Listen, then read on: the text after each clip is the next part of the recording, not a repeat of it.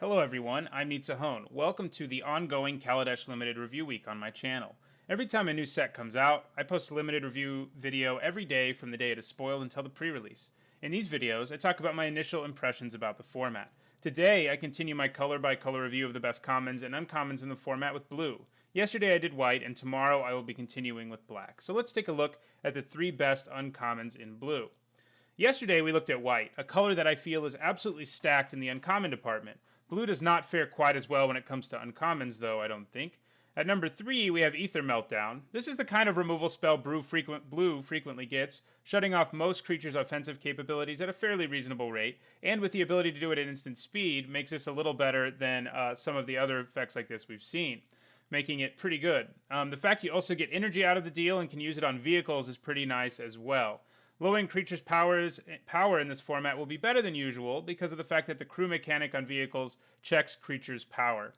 At number 2, we have the kind of card that I always like, Glit Nest Crane, the kind of creature that's got a reasonable body but also draws you a card. Here, you have a 2-mana, 1/3 flyer, a body that is basically the rate you want to be paying for a 1/3 flyer, and it provides you, if you have something like 5 to 6 artifacts in your deck anyway, it'll draw you a card most of the time.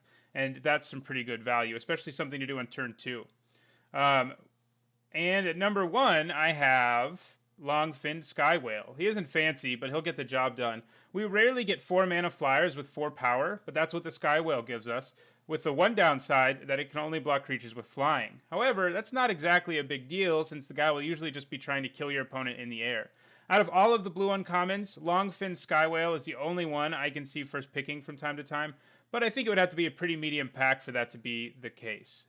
And I could see myself, depending on how good energy is in the format, I could see myself being wrong about Ether Meltdown as well. The fact that it gives you energy may be a little more than just being some nice gravy that the card gives you. It could end up being a very, very relevant thing.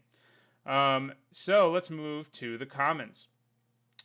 While blue may not be all that stacked at uncommon, it does have some pretty good commons, so many that I wanted to make a couple of honorable mentions before we look at the top 3. Cards like Nimble Innovator are always good and limited. They replace themselves while also providing at worst a chump blocker and usually being able to trade for something, so it's basically a 2-for-1.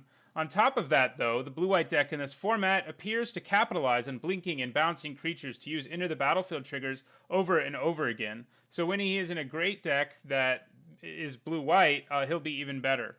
That said, he's a solid inclusion in any blue deck. The other honorable mention I have is Windrake. He's been printed a million times, and basically all of those times he was a solid common, one that could sometimes end up being your win condition in board stalls. He's nothing special or fancy, but he has evasion and a 2/2 body at a really solid rate. And I think most blue decks probably would take like 3 of them and be happy with it, so that's a good indicator of how good it is.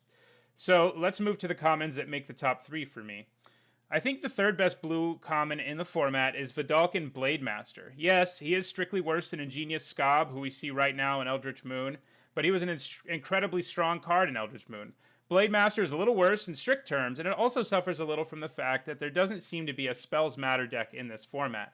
But he's still really strong, and a difficult card to block or attack into because you're never sure how big it will be.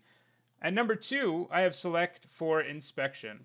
This is an incredibly efficient bounce effect. We don't get them at 1 mana very often anymore, and this one's 1 mana because of the fact that it can only bounce tapped creatures. However, it also lets you scry, and on top of that, sometimes you want to bounce your own creature if it has a good enter the battlefield ability. It is just a huge tempo play to be able to bounce your opponent's 5-mana creature for only 1 mana, and I think that's where it's going to be used the most. And at number 1, I have Malfunction. It is a bit clunky, but it can deal with both problem artifacts and creatures, and by tapping them down, it keeps the creatures from being able to crew vehicles, too. Seems like blue's premier common removal spell, and is the only one of these I could see myself first picking, though I think it would still have to be a fairly weak pack for me to want it. On the whole, though, blue seems like a somewhat weak color to me, but it is helped by having pretty deep common pool. That does it for today's limited review video. Tomorrow, as I said, I will continue with the color-by-color review with the best commons and uncommons in black. If you haven't already, don't forget to enter my Kaladesh giveaway. There should be an annotation for it on the screen now.